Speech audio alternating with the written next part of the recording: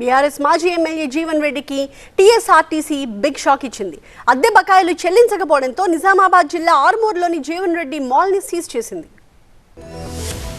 నిజామాబాద్ జిల్లా ఆర్మూర్ బీఆర్ఎస్ మాజీ MLA Jeevan Reddy mall ను ఆర్టీసీ అధికారులు సీజ్ చేయడం హాట్ టాపిక్ గా మారింది. నోటీసులు ఇచ్చి నెల రోజులు గడుస్తున్నా అద్దె బకాయిలు చెల్లించకపోవడంతో ఆర్మూర్లోని జీవన్ రెడ్డి మాల్ కు తాళాలు వేశారు. గత నెలలో నోటీసులు ఇవ్వడంతో పాటు అద్దె బకాయిల కోసం ఆర్టీసీ అధికారులు మాల్ లో మైకులతో అనౌన్స్ చేశారు. బకాయిలు చెల్లించకపోవడంతో మాల్ ను సీజ్ చేయనున్నట్లు ప్రకటించారు. ఆ హెచ్చరికల్ని కూడా యాజమాన్యం పట్టించుకోకపోవడంతో తాజాగా మరోసారి మైక్ తో అనౌన్స్ చేసి జీవన్ రెడ్డి మాల్ ను సీజ్ చేశారు. టీఎస్ఆర్టీసీకి చెందిన 7,059 చదరపు గజాల భూమిని 33 సంవత్సరాలకు విష్ణుజిత్ ఇన్ఫ్రా డెవలపర్స్ కంపెనీ 2013న లీజ్ కు తీసుకుంది. ఆ తర్వాత 2017లో Vishnujith infra developers private limited కంపెనీని జీవన్ రెడ్డి సతీమణి రజితారెడ్డి టేక్ ఓవర్ చేసుకుని షాపింగ్ మాల్ కు Jeevan Reddy mall and multiplex గా పేరు పెట్టారు. ఒప్పందం ప్రకారం ఆ కంపెనీ సకాలంలో అద్దె చెల్లించకపోవడంతో టీఎస్ఆర్టీసీ హైకోర్టును ఆశ్రయించింది. బకాయిలు చెల్లించాలని హైకోర్టు మధ్యంతర ఉత్తర్వులు జారీ చేయడంతో జనవరి, ఫిబ్రవరిలో విడతల వారీగా 2 కోట్లను చెల్లించారు. అయితే బకాయిలన్నీ నెల రోజుల్లో చెల్లించాలని మార్చి 27న హైకోర్టు స్పష్టమైన ఆదేశాలు ఇవ్వడంతో జీవన్ రెడ్డి మాల్ కు టీఎస్ఆర్టీసీ నోటీసులు ఇచ్చింది.